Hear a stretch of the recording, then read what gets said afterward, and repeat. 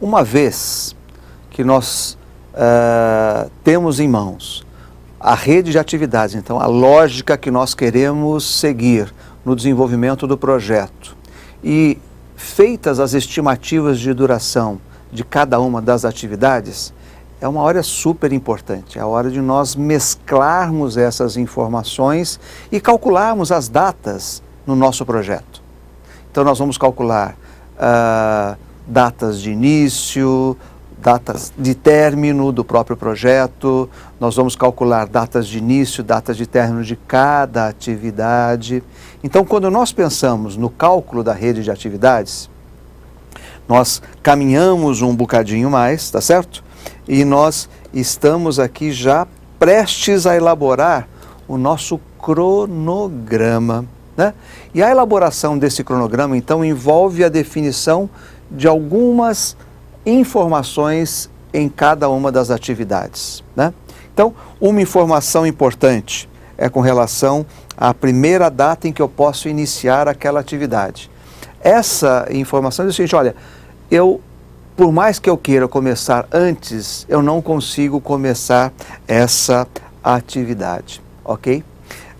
Uma outra informação importante é que se eu começo a minha atividade nessa primeira data de início e se ela tem a duração prevista, ela vai terminar então numa primeira data de término. Então eu não consigo, por mais que eu queira terminar aquela atividade, teoricamente, né, antes dessa data. Então essas são duas informações, tanto a primeira data de início quanto a primeira data de término.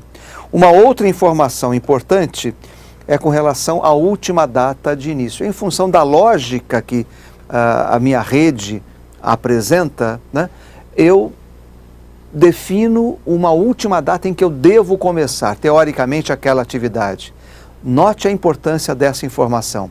Se eu não começar essa atividade nessa data, eu prejudico o projeto como um todo. Teoricamente, eu estou avançando na duração do projeto como um todo.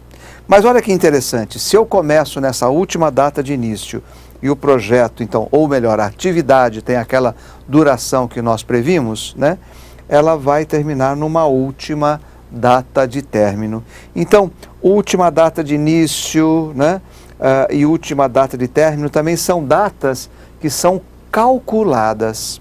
E olha que interessante, quando nós olhamos uma rede como essa que vocês estão vendo aí, nós temos alguns benefícios quando construímos essa rede. Quando nós fazemos esse caminho de ida, né, e calculamos primeira data de início e primeira data de término, tá? Nós identificamos então a duração do nosso projeto, ok? E vocês podem ver aqui, olha. Então nós estamos calculando assim, comecei na data 0, com 7 de duração, primeira data de término 7. Portanto, essas atividades aqui podem começar no 7. Se aqui começa em 7 com 15 de duração, então termina em 22. Portanto, a atividade F pode iniciar em 22. Com 1 de duração, ela pode terminar aqui no 23. Não posso ainda definir qual que é a primeira data de início da atividade D, pois ela depende também de E e também de G. Então eu calculo essa daqui e essa daqui. E vejo que a minha atividade D só pode começar depois que F estiver terminado, que E estiver terminado e que G estiverem terminados. Por isso que, embora aqui possa terminar em 23 e aqui em 10, eu devo aguardar o término da minha atividade E para que a atividade D possa ser iniciada. Com 5 de duração, a primeira data de término, então, é 34, ok? Que é, então, se recordem, a duração do meu projeto. E imponho, então, a seguinte informação, né? 34 vai ser a primeira data em que eu posso, a última data em que eu posso terminar o meu projeto. E começo a voltar, nesse sentido, a calcular as últimas datas. E quando eu volto nesse sentido, nós vamos ter uma informação sobre a folga nas atividades, né? Então, a folga nada mais é do que a diferença entre primeira data de início, última data de início, ou primeira data de término e última data de término, tá? Então, essa é uma informação importante. Eu sei de algumas atividades que apresentam folga, outras cuja folga são nulas, e quando eu faço a análise, então, dessas folgas, eu identifico as atividades que são críticas, que são aquelas atividades cuja folga total é zero.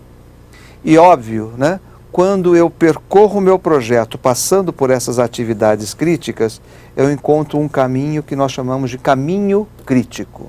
O caminho crítico, portanto, ele é o caminho mais longo no meu projeto e traduz o menor tempo em que eu posso terminá-lo com as estimativas que eu fiz. Ok? Então, entenda que não basta o software, você tem que entender as informações que estão no software. Tá?